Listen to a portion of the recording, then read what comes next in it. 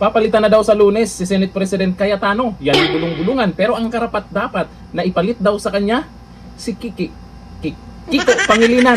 Nako, kung magkatotoo yan, mangyayari sa Senado, reaksyon ng mga tao, puro na lang tawanan. O ayon dito sa isang post, Pangilinan, isa umano sa mga karapat-dapat na pumalit kay Cayetano bilang Senate President.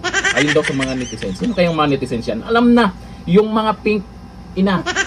Ibinahagi ng ilang netizens ang kanilang opinyon tungkol sa posibleng mangyari sa Lunes sa Senado kung saan ay maaari umanong mapalitan si Senator Alan Peter Cayetano bilang Senate President. Bakit parang takot na takot kayo kay Senator Cayetano? Magaling na abogado naman yan. Bakit takot na takot kayo kung si Cayetano ang Senate President dyan? Mabubuking ba yung ibang mga buhaya? Magkakaroon ba ng investigasyon, malalim na investigasyon tungkol sa pagnanakaw, lalo dyan sa manumalyang flood control project? Kung yan man yung pwedeng mangyari, bakit nyo papalitan si Senator Cayetano? Anong meron? Sa ilang ulat, kumakalat na si Senator Mig Zubiri ang napipiling gawing Senate President dahil sa may mga miyembro ng Senate Majority at Minority na walang problema sa pamumuno ng senador.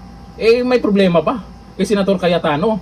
Siguro ang pinoproblema ng ibang mga buhaya dyan, takot sila na mabuking yung galawan nila. At takot sila na hindi lumusot ang pagpapa-impeach kay Bibi Sara. Ngunit, ayon sa ilang netizens, maaari rin umanong si Pangilinan. Eto na naman sila umaasa na pamunuan ng Senado lalo't na isa itong abogado. Oo nga, abogado nga. Pero tingnan mo naman yung galawan ni Senator Kiko Pangilinan. Diba? Kung basta-basta lang sisigaw-sigaw dyan sa mga kapwa senador. Sa tingin nyo, sa kanya ba ay maraming papabor? Malabo yan. Asa na naman tong mga pink ina.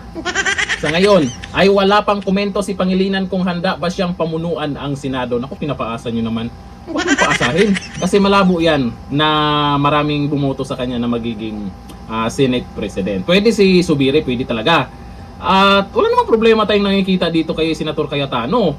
Maganda pa nga na siya yung Senate President kasi yung galing talaga nandyan na sa kanya. Abogado, magaling, at seryoso siya na labanan ang mga buhaya.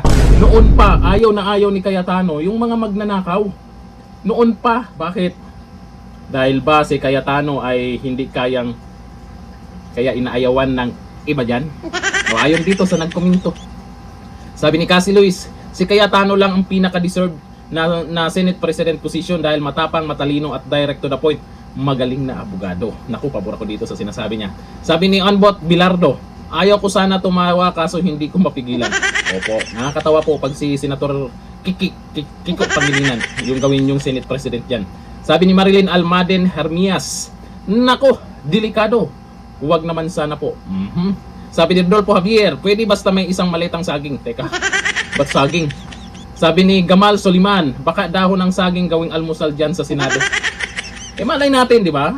Konting asa-asa lang din. Nangangarap din tong mga pink ina na isang dilawan ang magiging Senate President dyan. Pero para sa akin, malabo pong mangyari yan.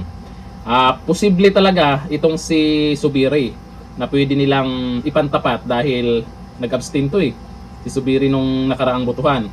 Kaya di natin alam kung bakit nag-abstain siya noon. Kaya sa ibang mga senador dyan, isip-isip kayo. Ang taong bayan nakabantay sa inyong mga galawan. Hanggang dito lang. Thank you. Bye-bye.